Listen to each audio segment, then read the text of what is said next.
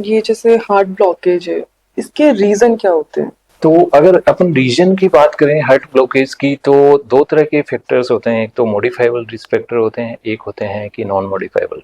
तो non modifiable risk factor में अपन बात करें तो वो होते हैं कि जेनेटिक्स।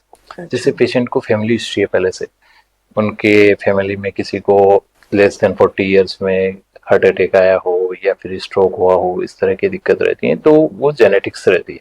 उसमें जीन्स होते हैं जो अफेक्टेड रहते हैं, या फिर कोलेस्ट्रॉल हाई रहता है जिसको हम कहते हैं फैमिलियल हाइपर कोलेस्ट्रोलेमिया। तो इस कोलेस्ट्रॉल। तरह की दिक्कत रहती है, तो अपन उसका इन्वेस्टिगेशन करते हैं तो पता लगता है। तो ये तो आपने अपने आते हैं कि नॉन मॉडिफाइबल रिस्क फैक्टर है। और मॉडिफाइबल रिस्क फैक्टर जैसे है हाइपरटेंशन है पेशेंट को, डायबिटीज है, ये सारी सारी चीजें हैं। तो इन सब में पेशेंट को मॉडिफाइबल रिस्क फैक्टर कहते हैं। तो इनकी वजह से हाइपरटेंशन अगर अपन माने तो हाइपरटेंशन को मोस्ट अपने मतलब कि मोस्ट ऑफ लोग इग्नोर करते हैं कि क्या है, मेडिसिन स्टार्ट हो जाएगी, जैसे ही मैं डॉक्टर को दिखाऊंगा तो मेडिसिन स्टार्ट कर देंगे, मुझे हमेशा लेते रहना पड़ेगा, मेरा बीपी तो नॉर्मली चलता है, कुछ नहीं है, 130 है, 140 है, कुछ नहीं है।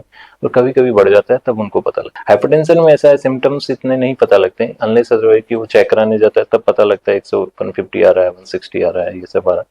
जब पेशेंट का एकदम से कभी कभी हाई हो जाता है तो पेशेंट को जैसे सिर में दर्द होना या छाती में भारीपन हो जाता है, कभी कभी सांस भी फूलने लग जाती है, तो उसमें भी हार्ट फेलियर के कभी कभी चांस होते हैं, जिसको डायस्टोलिक हार्ट फेलियर कहते हैं, तो वो भी कॉमन होता है। तो ये चीज तब पता लगती है जब एकदम से बीपी बढ़ जाता है, तब जाके उसको लगता है कि हाँ ये बीपी की वजह से हुआ, तब उसको समझाते हैं, तब मेडिसिन से स्टार्ट करते हैं। तो ये एक तरह से इसको हम साइलेंट किलर भी बोलते हैं, क्योंकि पेशेंट को पता ही नहीं रहता। वो सिम्टम्स उसको तभी आते हैं जब बहुत ज्यादा बढ़ जाता है। तो अनलेस अदरवाइज उसमें स्क्रीनिंग के लिए या कभी चेक नहीं कराए तो पता नहीं लगता है, तो ये धीरे धीरे डैमेज करता रहता है। तो डैमेज में जैसे जितना भी अपना ब्लड प्रेशर ज्यादा रहेगा तो ये जो हार्ट की नसें हैं उनको डैमेज करता है, क्योंकि फ्लो प्रेशर बहुत ज्यादा जाता है।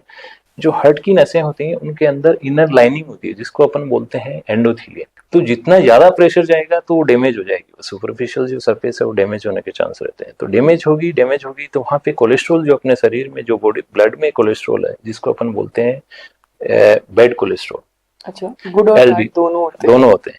तो बैड कोलेस्ट्रॉल होता है वो डिपोजिशन होना स्टार्ट हो जाता है, वहाँ पे कैल्शियम डिपोजिशन होना स्टार्ट हो जाता है। तो आर्टरी के जो आर्टरी जब ब्लड वेजल्स जो बोलते हैं अपन, नस बोलते हैं जिसको, तो वो वहां से सिकुड़ना स्टार्ट हो जाती है, सिकुड़ेगी धीरे धीरे ब्लड जाना कम स्टार्ट हो जाएगा, तो उसको अपन ब्लॉकेज बोलते हैं धीरे धीरे।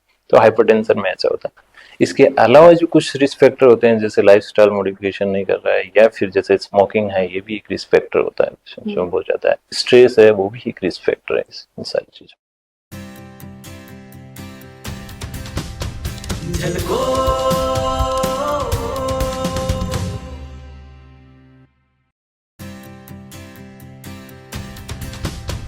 झलको